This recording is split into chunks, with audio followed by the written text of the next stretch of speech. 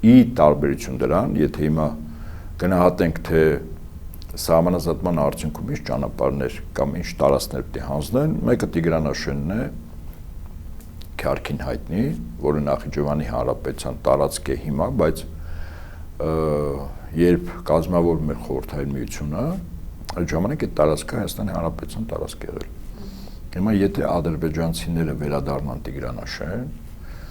վստահաբար եմ ասում, այդ գյուղը գտնվում է միջպետական ճանապարհի ուղղակի հարևանությամբ,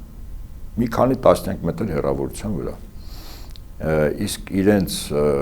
քաղաքացիների, նկատի ունեմ Նախիջևանի բնակիչների անվտանգության ապահովման համար Ադրբեջանը կարող է բնականաբար հիմնավորել, որ ինչու իր զինուժը պետք է լինի այդ գյուղի հարակից մասերում։ Սա նշանակում է, որ Հայաստանի Հանրապետությունը ուղղակիորեն միջպետական ճանապարհը փաստորեն խոցել է Ադրբեջանի զինուժի կողմից, առավել եւս երբ որ այդ ճանապարհի կողքով անցնում են, հայկական կողմը վաղուց